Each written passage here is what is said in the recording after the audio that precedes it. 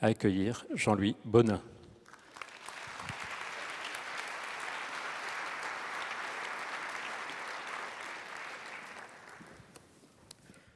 Bonjour.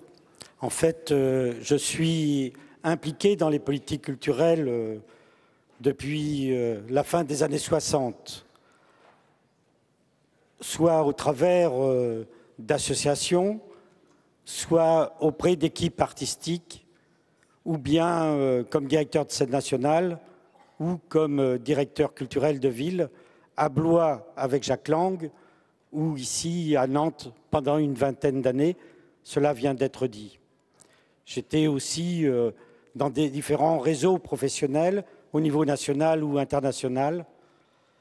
Et je fais le constat, comme certainement vous tous, que la situation des politiques culturelles est aujourd'hui bloquée, que les moyens attribués à la création diminuent, qu'un certain nombre de festivals disparaissent, que des manifestations disparaissent. Et pourtant, il y a une énorme créativité, de nombreuses initiatives ici ou là, mais un engagement fort des acteurs culturels, mais ces engagements ne sont pas pris en compte, ne sont pas suffisamment soutenus et accompagnés. Je pense que nous devrions être beaucoup plus attentifs à l'émergence, à la créativité et aux collectifs, qui sont l'avenir de demain. Et donc la question qui nous est posée, c'est comment révéler, comment permettre, alors qu'on est face à un tourbillon de mutations de la société, face à de l'événementiel, de la médiatisation extrêmement importante, comment permettre que ces transformations silencieuses, ceux qui expérimentent, ceux qui font un travail d'émergence, soient révélés à leur juste place. Le deuxième constat que je fais, c'est que dans les différentes élections de ces dernières années, municipales, départementales, régionales, la culture n'a pas sa place. Elle n'est pas présente. Alors, les débats tournent autour de l'économie, de la sécurité. Alors évidemment, ces derniers temps, j'étais assez satisfait d'entendre dire qu'au pacte de stabilité économique, on pouvait opposer d'autres pactes. J'aurais préféré que ce soit celui de la culture et de l'éducation qui soit à côté du pacte de sécurité. Alors, cette situation est de la responsabilité des élus, de nos tutelles, de nos politiques, mais elle est aussi de la nôtre. Et je ne peux pas ne pas m'interroger sur pourquoi en sommes-nous arrivés là? Pourquoi cette situation est-elle le reflet de quel manque de notre part? La première, pour moi, c'est le fait que nous ne savons pas suffisamment travailler ensemble pour former une unité forte qui pèse réellement au niveau de la filière du spectacle vivant. Alors évidemment, l'intervention tout à l'heure des 20 collègues, des 20 associations, vient presque me contredire, me dire « mais non, ça y est, on commence à travailler ». Parce que je crois qu'il est essentiel aujourd'hui que la société civile s'exprime au nom de l'intérêt général, s'impose, y compris dans les tribunes, ici ou là, et notamment au moment des élections. Ça ne viendra que de nous. Je pense, et j'ai souvenir que dans les années 70, nous étions quelques-uns à nous battre pour que dans les maisons de la culture figurent un certain nombre de domaines artistiques, que ce soit la danse contemporaine, les musiques qu'à l'époque on n'appelait pas encore actuelles, et nous trouvions anormal qu'elles n'aient pas toute leur place au même titre que le théâtre dans les maisons de la culture. Dans les années 80, plusieurs d'entre nous étant particulièrement satisfaits. On a cru à une victoire lorsque se sont créés de nouveaux labels. On a cru que c'était une reconnaissance de voir la création des centres chorégraphiques, de voir les SMAC, de voir l'ouverture d'un certain nombre de nouvelles structures de caféculture, etc., de friches, de reconnaissance des arts de la rue. Et en même temps, parfois, je m'interroge si cela n'a pas maintenu une hiérarchie entre les disciplines, si cela n'a pas maintenu un cloisonnement entre nous et nous a empêchés de créer une unité générale, de créer une vraie force par nos convergences. Je pense en même temps que nous avons eu le tort de négliger de façon horizontale la réflexion collective sur les enjeux de la production, sur les enjeux de la diffusion, sur les enjeux de la médiation et sur les problèmes de l'emploi. Sur tous ces thèmes-là, nous devons tous travailler ensemble de façon transversale. On ne peut pas rester de façon cloisonnée. Et donc je souscris parfaitement à l'appel des 20 associations, à l'appel de Nantes. Le deuxième point, de quoi est-ce le reflet, cette situation d'absence au moment des élections? Je pense que c'est peut-être notre légitimité perdue auprès de la population. Et comme le soulignent souvent nos débats entre nous, nos oppositions entre l'offre et la demande, entre la liberté de création, la liberté du créateur et les droits culturels à la personne, entre la démocratisation et la démocratie. Pour ce qui me concerne, je pense que les deux sont indispensables et nécessaires et que c'est inutile d'opposer constamment ces deux positions, car c'est parfois utilisé et retourné contre nous. Je suis beaucoup plus inquiet, par contre, quand je vois certaines directions, certains lieux qui ne se revendiquent ni de l'une ni de l'autre de ces positions, être plutôt dans une sorte de gestion de la programmation consumériste, sans se revendiquer ni d'un travail d'éducation populaire de partir de la personne, ni d'être attentif à la création, à la recherche et à l'importance du travail autonome du créateur. Le troisième point, peut-être, c'est le reflet d'une forme peut-être de désespoir, de lassitude devant ces chantiers entrepris depuis 20 ans, 30 ans, annoncés par les différents ministères et responsables politiques et totalement inachevés et jamais vraiment commencés. Je pense à l'éducation artistique, bien entendu.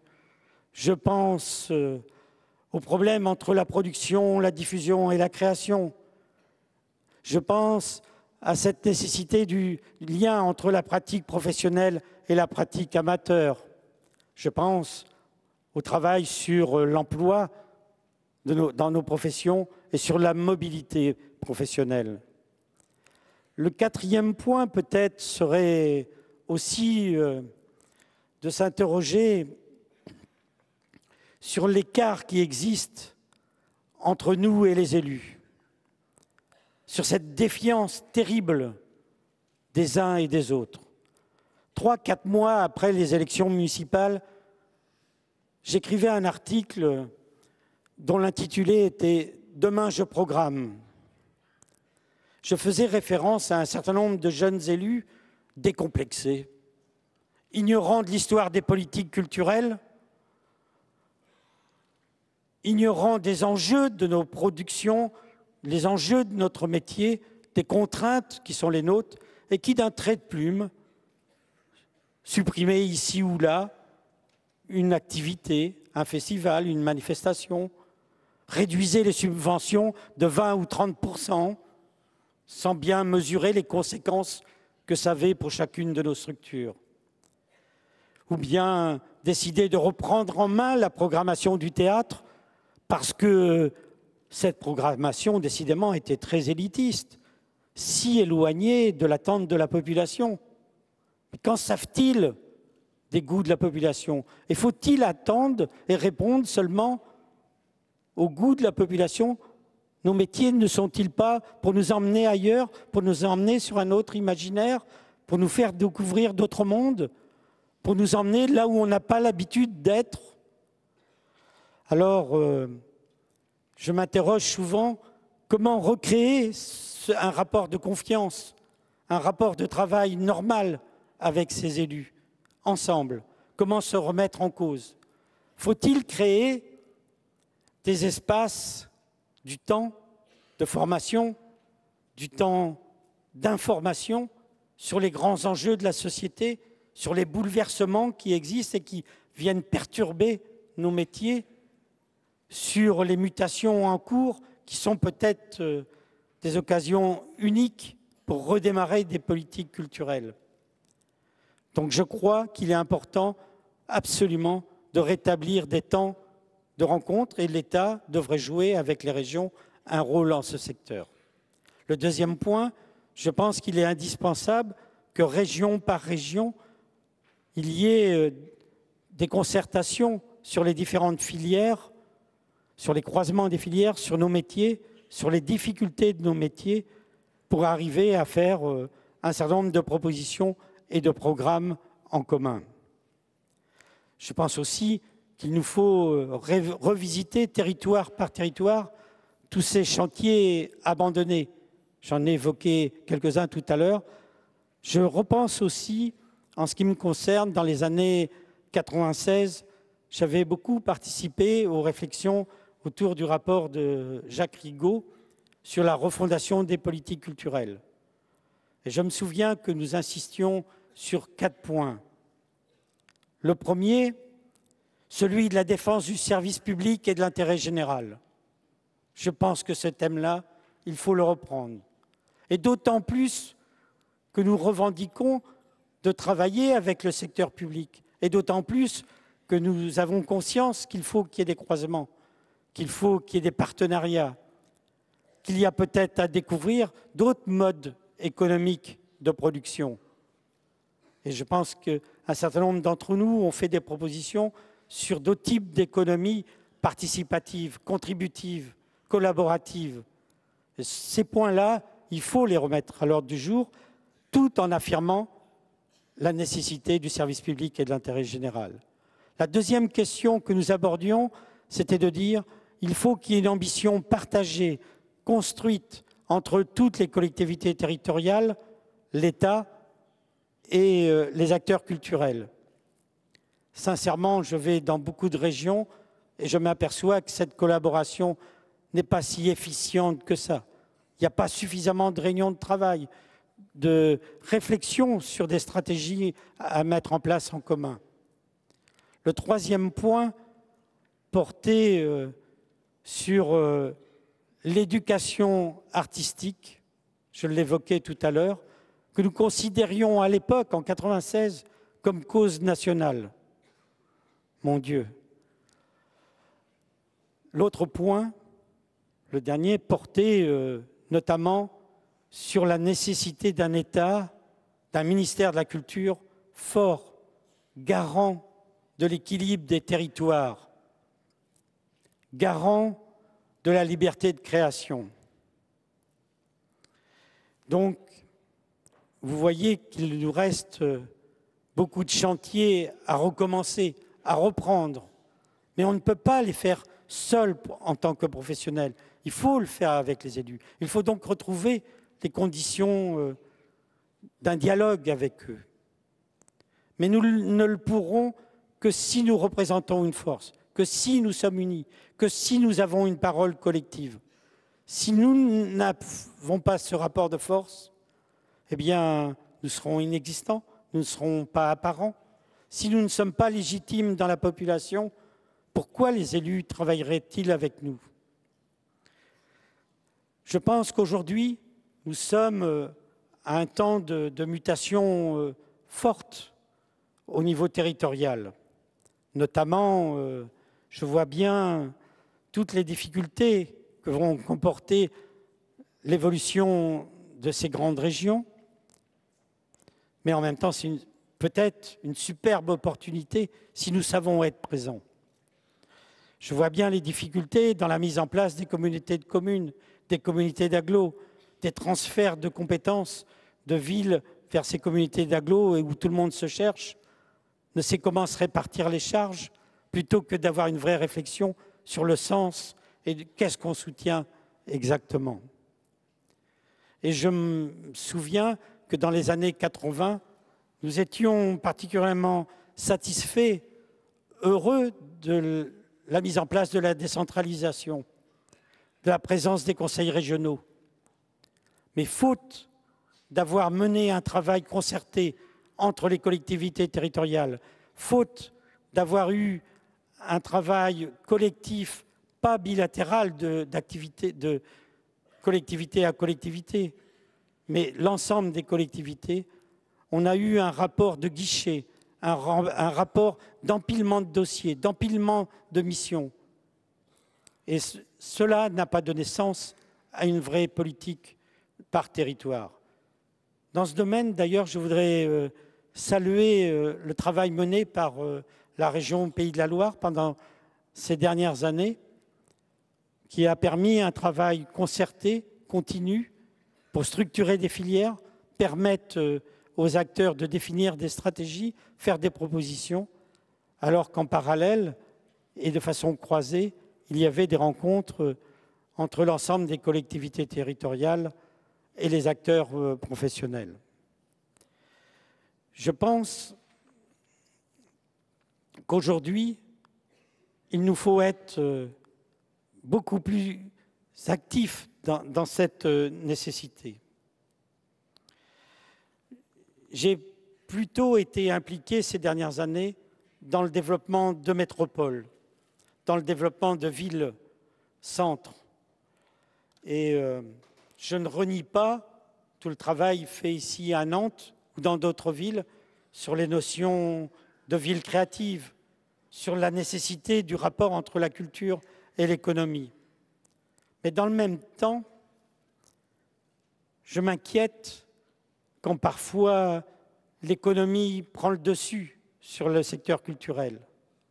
Si j'étais d'accord, et j'ai beaucoup contribué à cette idée que la culture pouvait être un facteur d'attractivité pour le territoire, dans cette compétition entre les métropoles et les grandes villes, si j'étais acteur sur cette idée que nous pouvions aussi justifier le fait que la culture apportait au territoire une économie, je pense qu'il y a en même temps un danger que tout d'un coup, nous ne réalisions nos réflexions et l'importance de la culture que par le biais de son apport économique, et que l'on oublie ce qui est pour moi la raison d'être première du secteur culturel, qui est celui de l'émancipation de l'individu, celui de la formation de l'esprit critique, celui du développement de l'imaginaire, celui de l'innovation, de la découverte, de la création, de la créativité.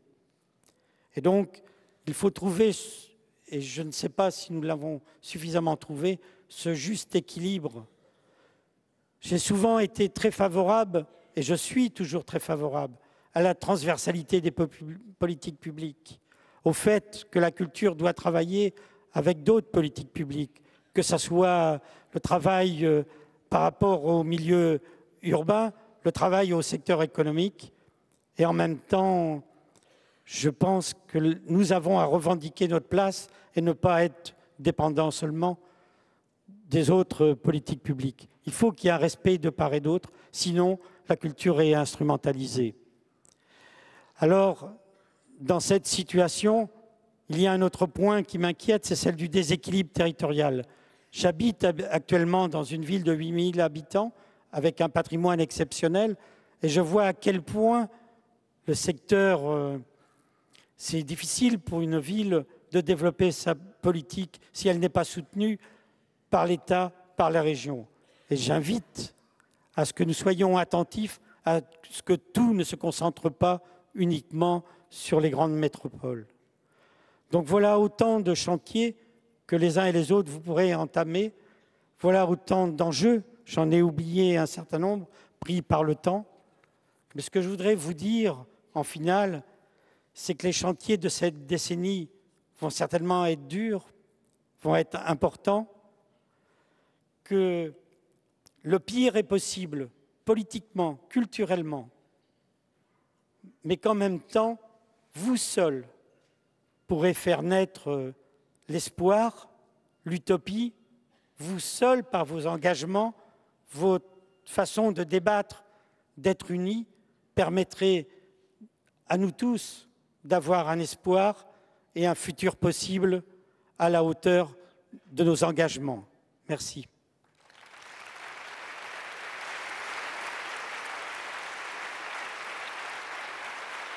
Merci Jean-Louis. On va simplement se dire au revoir. Jean-Louis Bonin, merci beaucoup d'avoir balisé les années qui viennent et de votre message final de confiance dans les personnes ici présentes qui vont pouvoir relever les défis des 10 ans qui viennent. Et merci, parce que vous avez dit, je vous demande d'eux, mais vous êtes là aussi et nous le ferons avec vous. Jean-Louis Bonin, merci beaucoup. Merci.